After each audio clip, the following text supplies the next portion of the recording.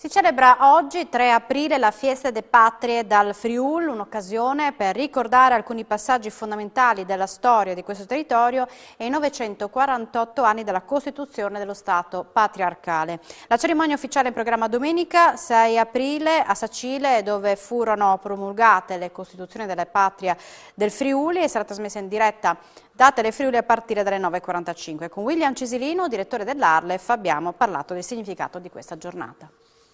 William Cisilino, 48esima edizione della Fiesta de Patrie dal Friuli, un'occasione importante per il territorio. Anche in questa occasione Arlef ha immaginato più appuntamenti coinvolgendo il territorio.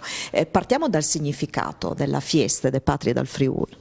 Il 3 aprile ci ricorda il 3 aprile 1077, quando l'imperatore Enrico IV firmò a Pavia, non Pavia di Udine, Pavia quella in Lombardia, nell'attuale Lombardia, firmò l'istituzione dello Stato patriarcale friulano.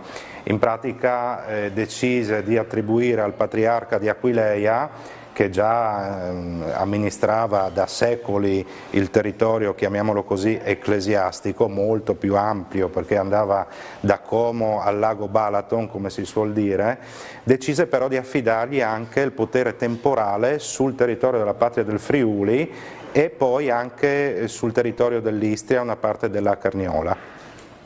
Una giornata importante per il territorio, peraltro nel corso degli ultimi anni abbiamo visto anche una diversa partecipazione sul territorio che banalmente, ma banale non è, si esprime anche attraverso l'esposizione della bandiera del Friuli. Se le vedono sempre più. Ecco, questo che cosa significa? Che c'è un'attenzione per la storia del territorio, che l'identità è ancora un valore particolarmente forte, radicato? Come lo interpretiamo? Ma questa della bandiera è una cosa interessante perché forse è l'unico simbolo che riesce a unire tutti i friulani, i vecchi e i giovani, perché abbiamo bellissime foto non solo di anziani che sono importantissimi, ma anche di giovani che magari vanno in giro per il mondo, no, e ci mandano la bandiera dalla spiaggia di Los Angeles fino alla città del Capo, eccetera, no? Quindi vecchi e giovani, varie tendenze politiche, quindi abbiamo sostanzialmente tutto l'arco costituzionale, già questo, no, non è per nulla semplice, e poi anche varie culture, direi, perché comunque emigrati ma anche immigrati, e aggiungerei anche diciamo varie lingue, perché il Friuli, la festa del Friuli non è la festa del friulano, e il Friuli al suo interno ha la componente friulana sicuramente che è maggioritaria, ma anche quella slovena, anche quella tedesca, anche quella veneta, no, dove andremo quest'anno a Sacile, e quindi ovviamente quella italiana, e quindi questa è la particolarità del Friuli, e la festa della Patria del Friuli ricorda questo. La bandiera è il simbolo di tutto questo, quindi non è solo un pezzo di stoffa ma un pezzo di storia, la nostra storia. E un altro aspetto che a questo si collega è il fatto che la Fiesta si celebra in Friuli, ma non solo, perché i friulani che per diverse ragioni vivono in altre parti del mondo vivono e sentono questa festa forse in qualche caso in maniera ancora più profonda, no? Rispetto a quello che accade in questo territorio. Sicuramente molto più profonda, perché questo è un classico dell'uomo, no?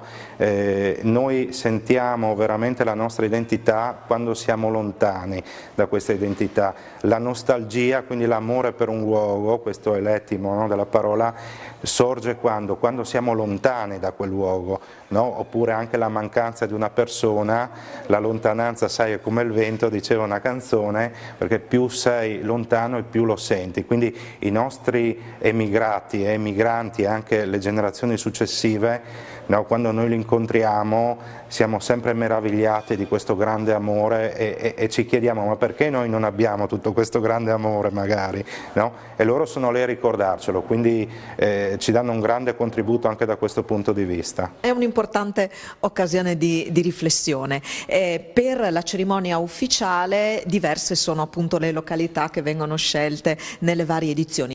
Quest'anno la scelta è caduta su Sacile, che ha un significato importante. Qual è?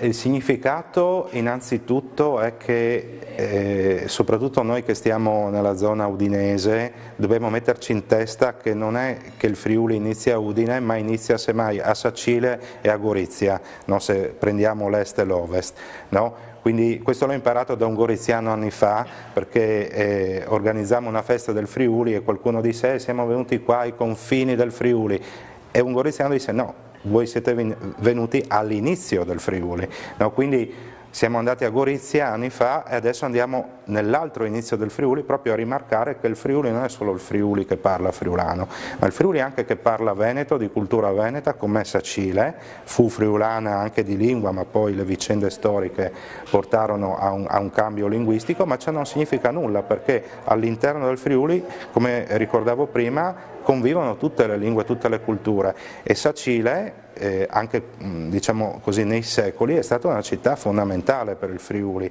tant'è vero che nel 1366 lì si riunì il Parlamento del Friuli, di cui Sacile faceva parte, e vennero approvate le Constituzione Patrie Friuli, ovvero le Costituzioni della Patria del Friuli, il codice del diritto friulano, che poi rimase in vigore anche sotto Venezia fino al 1797.